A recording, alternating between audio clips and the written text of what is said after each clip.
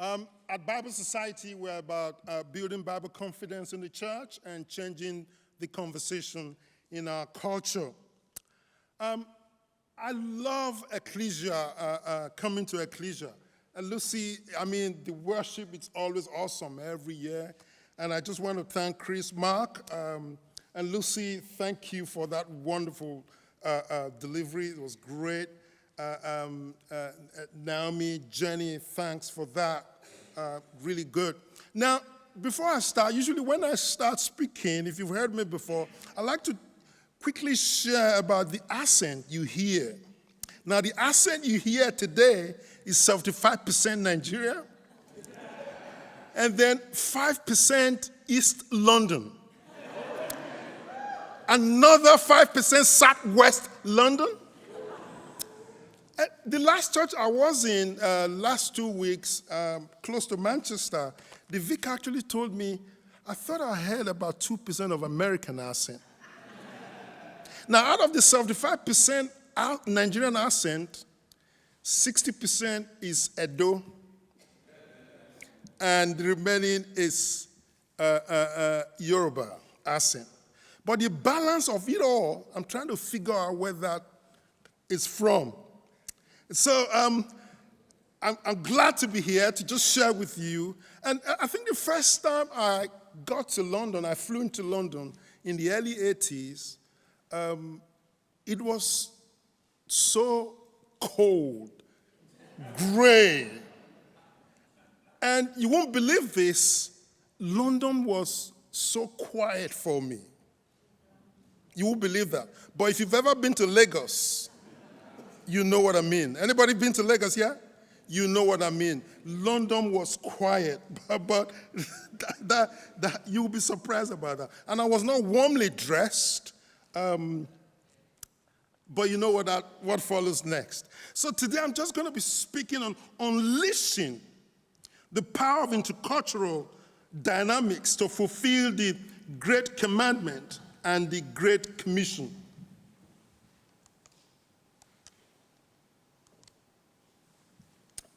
A culture is strong and impactful when people from different cultural backgrounds work together for the glory of God.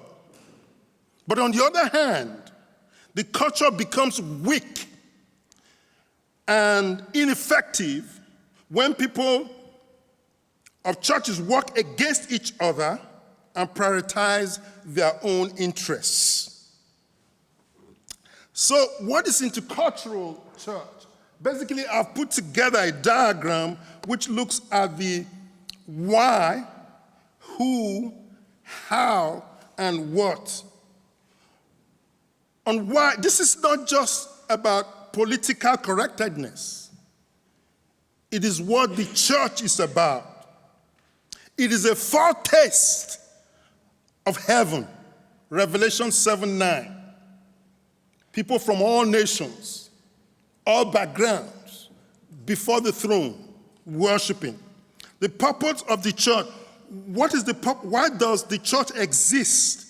We heard one of the things that Lucy mentioned earlier.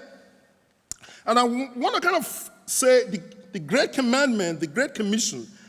In Matthew 22:34-40, it says, Jesus, teacher, somebody came to Jesus and said, teacher, what is the greatest commandment in the law? Jesus replied, love the Lord your God with all your heart, with all your soul, with all your mind. This is the first and greatest commandment. And the second is like it, love your neighbor as you love yourself. But you agree with me, the easy bit is loving God, loving those who are like us. They eat the same food, the same accent, the same color, the same social class. But what of loving those who are like us? But also Matthew 28:19-20 talks about, therefore go and make disciples of all nations, baptizing them in the name of the Father and of the Son and of the Holy Spirit, and teaching them to obey everything I've commanded you. and surely I am with you always, to the very end of the ages. Now, when you look at that, those two big things, you see worship, fellowship, evangelism and mission, discipleship, ministry, meeting spiritual, emotional, physical, and mental and social needs of others. This purpose of the church work together to create a vibrant and impactful community of faith that honors God, nurtures its members, and positively influences the world. In Galatians 3:28, the passage it promotes unity and equality among believers in Christ, regardless of ethnicity, social status, or gender. And it emphasizes that in Christ, all believers are one. So if you look at the diagram, the why, it's about biblical insight and conviction. It's a calling. But again, secondly, who? We're talking about different nationalities, ethnicities. In January, we had an intercultural church and city transformation in Leeds. It was so powerful to see in the room over 150 leaders from different nations, ethnicities, generations. We had students from Leeds universities. We had different denominations. The Catholics were there. And also, gender. And we focused on class too. It is just awesome to see that at work. Intercultural churches demonstrate unity in diversity, showing that the gospel transcends cultural boundaries and has the potential to make a significant impact in our communities. Culture matters, how we talk about the gospel. It matters for how we go about responding to some of the needs of our churches and our communities, like spiritual formation, discipleship, pastoral care, poverty, racial injustice, evangelism, leadership development, and sensitivity. And it matters to how we simply relate with one another as Christians and fellow human beings. When we interact with the Bible, we're in essence in a cross-cultural setting. Every time we interact with the Bible. Intercultural church promotes the idea of different cultural groups coming together to worship, learn, interact, serve their community, break down barriers, and find common ground while also valuing, let's note that, while also valuing and safeguarding their individual cultural heritage. Multicultural church, on the other hand, may place more emphasis on different cultures coexisting side by side without actually going beyond that. And so a confident church needs to be intercultural because it allows for the welcoming, celebration, belonging, and integration of diverse cultural expressions of worship and learning. It enables the church to reach and evangelize the different cultures in their communities. In a diverse and polarized world, a confident intercultural church can serve as a model of peace and reconciliation. Intercultural dynamics emphasize the importance of openness, respect, curiosity, and understanding in building positive intercultural relationships. And so in that diagram, you see the why, the who, the how. And I think for many people, that's always a big thing. I will go into that later, but also the what. Now, the next, in that diagram, you see, those are my colleagues from 3 different continents. Garrett is here today, Ursula, and Victoria, and myself, all from different continents. And we come with different, I'll explain this later. Myself and Victoria were from the same country. The next diagram I'm just going to show you, this is basically what happens to us. When we come from different places all around the world, we start from one particular place. In other words, I was born in a particular village, and everybody around me were the same, a monocultural space. And within that space, my way is the only way. And so for me, from Nigeria, it was like that. For Garrett, Garrett was born in London. It was like that for him. Ursula in China, it was like that for him. But also Victoria, who is Nigerian, is different from me because he was born in Lagos. You can stereotype, Nigerians, it's the same way they act, but actually we're different in a way. So we need to be aware of that. So we start the journey like that.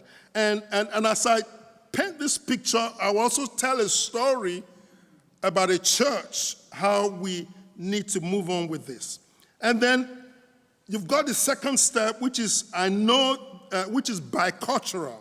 where you now meet another person.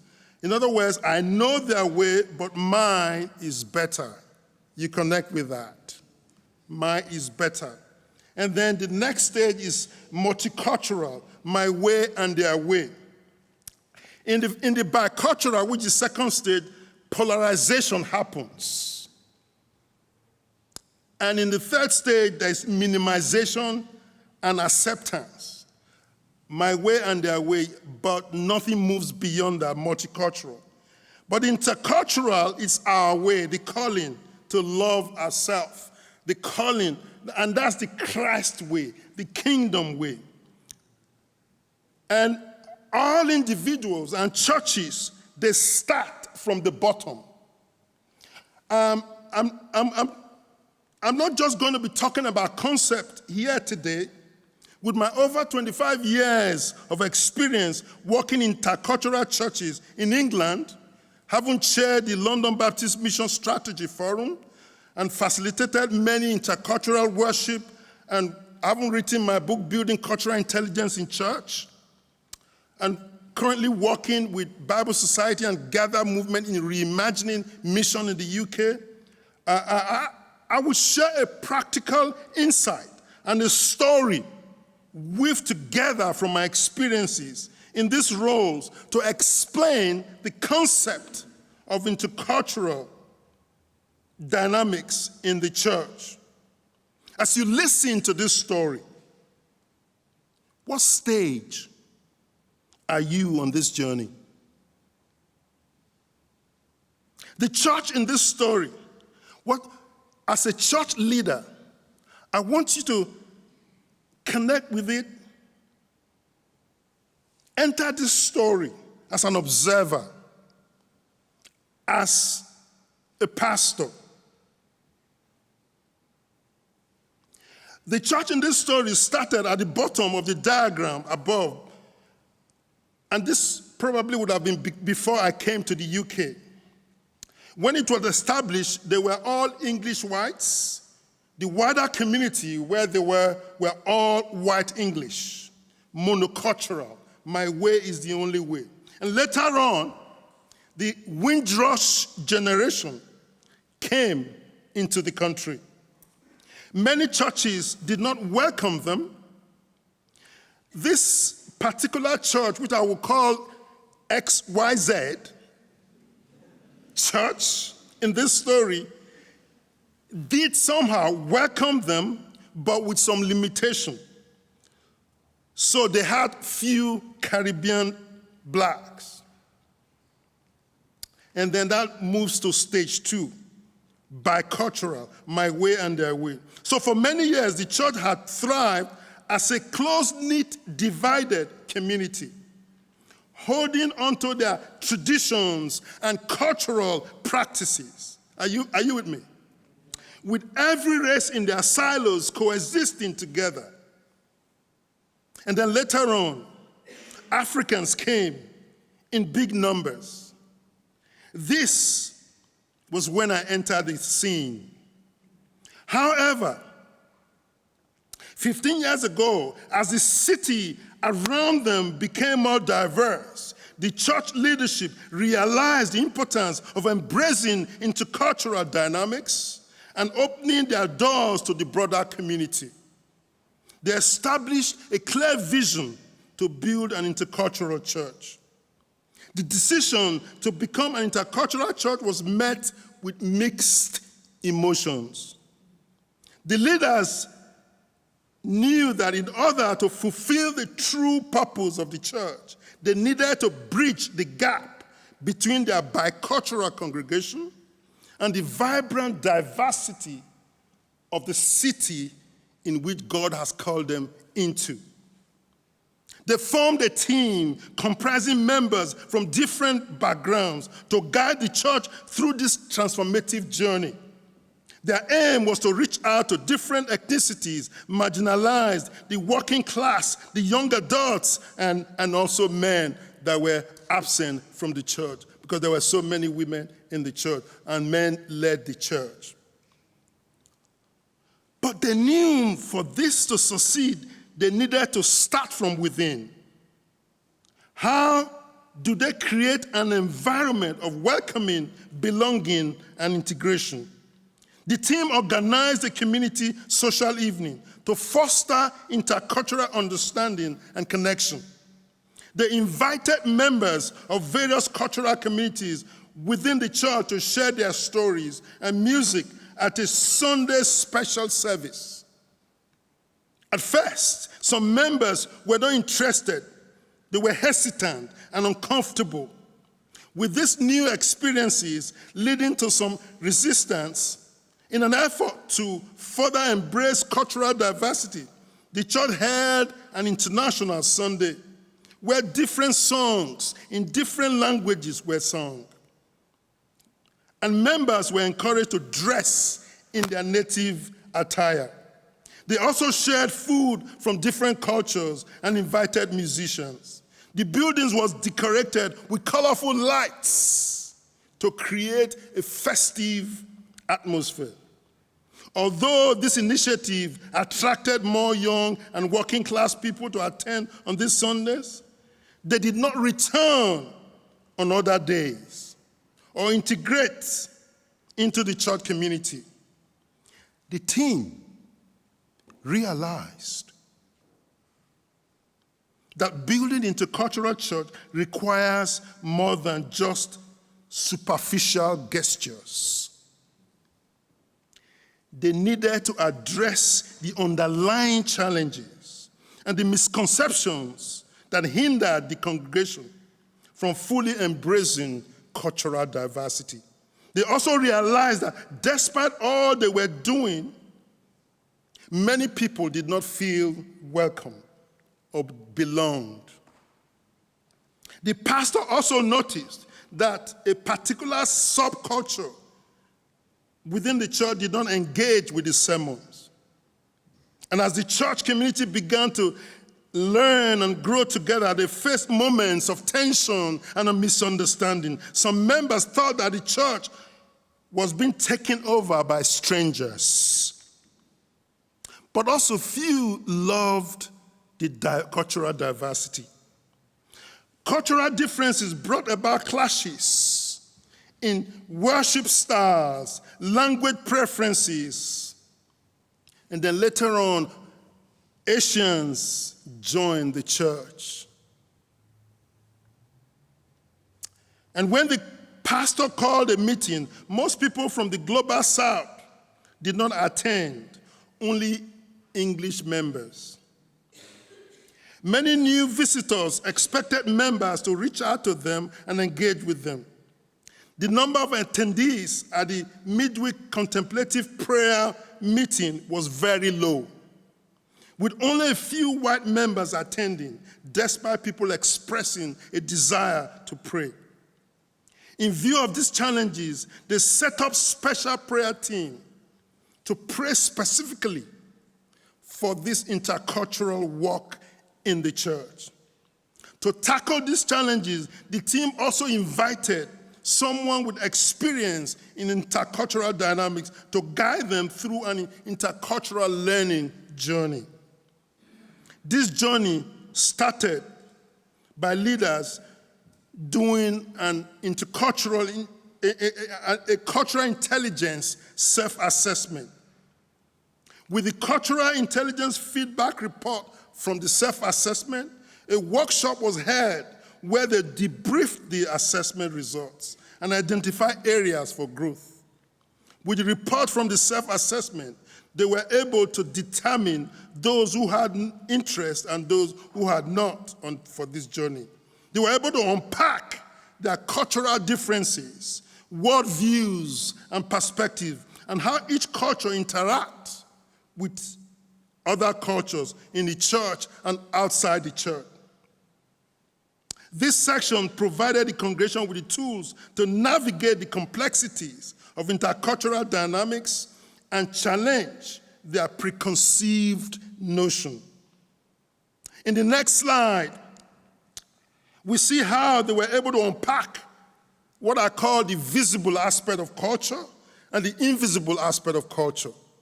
So most times when we want to do multicultural, intercultural church, we focus on the visible. We talk of food, language, we use. We talk about, those things that you can see, dressing. But it's like an iceberg.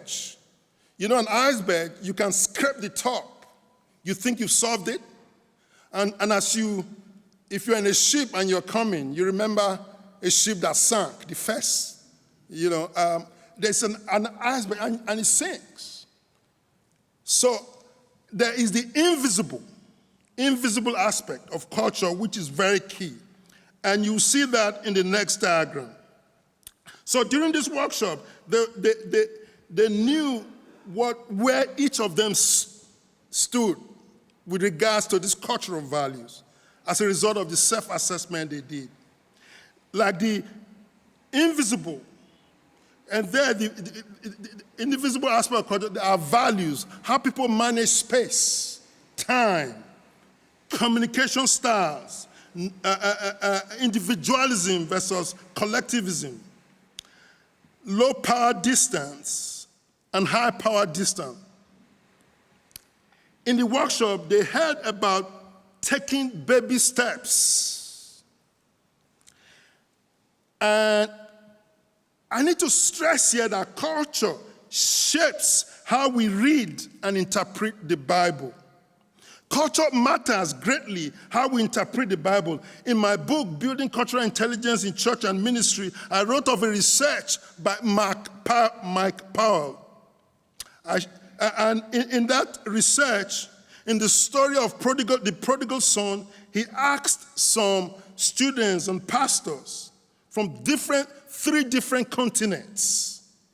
And the question basically was, why did the prodigal son end up in the pig house? He asked them to read it and memorize it. And in the US, over 90% said because he squandered the money and they omitted there was famine in the land. Were they correct? Were they correct? Yes, but partially correct, not all the. And the same research was taken to Russia. Over 80-something% said there was famine in the land. And no one mentioned about he squandered the money. And the same research was taken to Tanzania in Africa. Over 90% said because no one took him into their house, no one gave him food, and so he ended up in the pig. Were they all correct? They were partially correct. But there is the danger of a single story. There's a danger of a single story. I just read that story. He said, after he had spent everything, there was a severe famine in that whole country, and he began to be in need. Now, there's a way we can read this in with our cultural lenses. We miss the point. What about the father, the loving father? And so I think it's great to know that, for instance, in America, because of the capitalism and individualism, all they saw was that, yep, you blew the money, you're responsible, that's it. And Russia, because of history, famine is a big thing in history for them. That rang a bell. And for Africa, the spirit of Ubuntu, I am because we are, is big. It takes a village to raise a child. And that's quite key. So what we choose to notice is determined by our culture. We all wear cultural lenses. Just imagine if we can actually now come together around a round table from different cultures, and as we study the Bible together, you say, my brother, I see this, but can you help me see what you see? Can we learn together?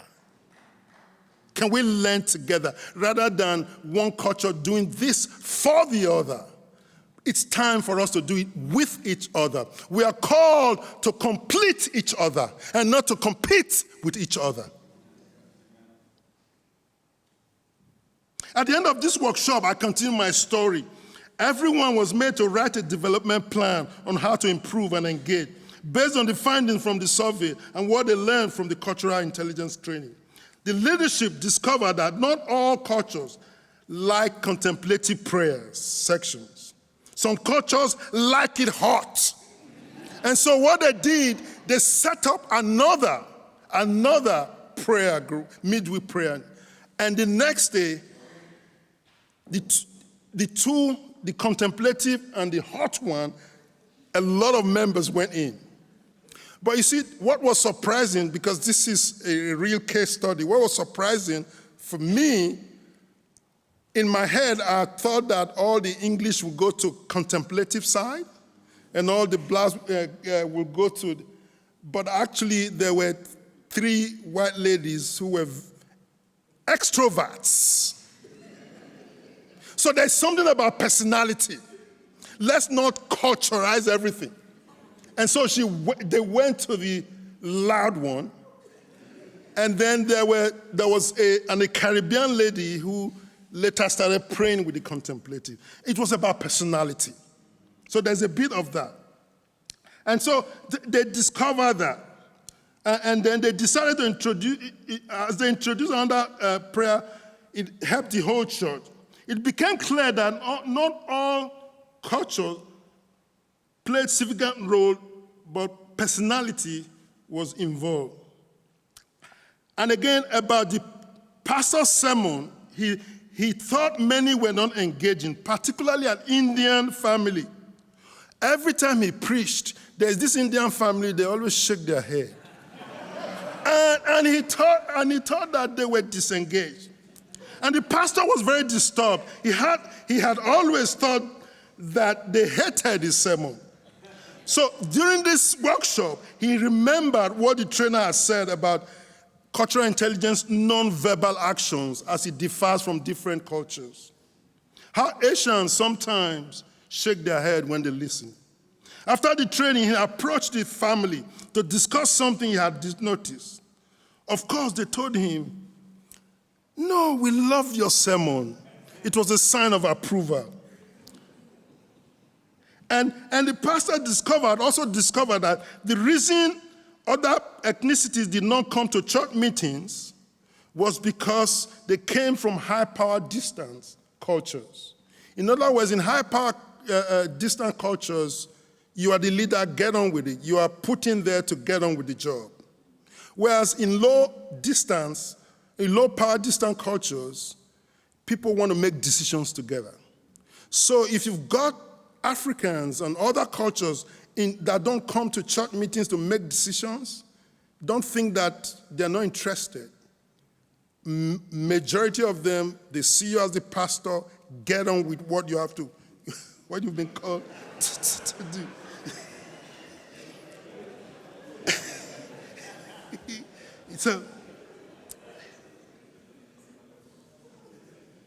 So collective cultures, they like fellowship, and they also found They also found out that you can't wait for most people from individualist cultures to quickly engage with you. Because there was a problem of, we came into the church, nobody's engaging with us. Most people from individualist cultures, they will not quickly just, whereas collectivist cultures, they will welcome you. And then the intercultural team, they facilitated open dialogues and created safe spaces for the congregation to express their concerns and share their perspectives. Through these conversations, the church members realized that their shared faith could transcend cultural boundaries and unite them in a deeper sense of community. Because they knew that intercultural journey was a long, difficult, and complex journey, they set up a conflict resolution team to handle conflict. To further integrate intercultural dynamics into the life of the church, they encourage discipleship groups, smaller prayer groups, and ministries to incorporate diverse perspectives. They use the Bible Society research Lumino to identify spiritual types of people within their church and their wider community. To assess that research, if you Google lumino.bible, you will get that. They formed intercultural teams for various church activities, such as music, youth, and community outreach. These teams comprised members from different cultural backgrounds, fostering collaboration and ensuring that diverse voices were heard. The church also reached out to local community organizations, organized food banks, and interfaith dialogues. As a result, more people joined the church. As the number increased with over 60 different nationalities, they approached Bible Society for different translations of the Bible for various different languages in their congregation. They ran the Bible course in their small groups. They started using Microsoft PowerPoint Translator for some families, some Asian families. Over time, the church became a truly intercultural community with people from different cultures holding leadership positions. The issue of trust was no longer a barrier, and the church thrived as a vibrant and inclusive place of worship. Any misunderstanding was referred to the conflict resolution team. The once monocultural church became a melting point of diverse cultures, where each individual's unique background and experiences were valued and celebrated. Discipleship groups became spaces for members to learn from one another, sharing their perspectives and insights from their cultural backgrounds. Small prayer groups embrace a variety of prayer styles, incorporating elements from different traditions and languages. Ministries within the church started incorporating diverse perspectives, approaches, resulting in more inclusive and culturally sensitive program. With a multi-generational church, The seniors brought wisdom to the table. The young people brought energy. The intercultural team played a vital role in ensuring that diverse voices were heard in decision-making process. They identified potential leaders from different subcultural, equipped them, and released them to serve. This not only brought a broader range of perspective to the table, but also fostered collaboration and understanding among small groups. The level of pastoral care improved.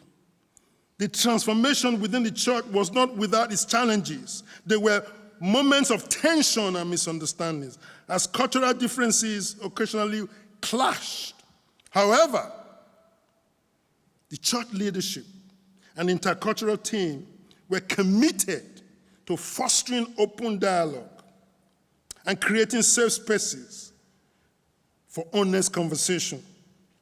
Through these efforts, the congregation learned to navigate and appreciate the richness that cultural diversity brings, realizing that their shared faith transcended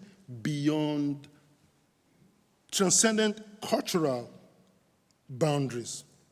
As the church continued to embrace all things intercultural, it became a place where individuals from all walks of life felt welcome, accepted, and valued. People who had once felt marginalized or overlooked found a sense of belonging within the church community. The vibrant cultural diversity within the church became a testament to the power of unity in Christ, and the church became a beacon of hope and inclusivity in the city. The journey of building cultural intelligence in the church was not one-time achievement, but an ongoing process. The church leadership and members remained committed to continuously learning and growing in their understanding of different cultures. They recognize that intercultural church learning journey require ongoing effort, empathy, and humility. Through their commitments to embrace cultural diversity, the church not only transformed itself, but also had a positive impact on the wider community. It became a place where people from different backgrounds come together, learn from one another, and experience the love and grace of God in a tangible way. The story of this XYZ church serves as an inspiring example of how community can overcome challenges, embrace cultural diversity, and create a space where everyone feels seen, heard, and valued. It is a testament to the power of unity, love, understanding, in breaking down barriers and finding bridges between cultures. And overall, when a church becomes intercultural, it opens up new opportunities for growth, learning, and community building. The leadership becomes more diverse. The mission expands. Spiritual formation becomes richer. Pastoral care becomes more inclusive.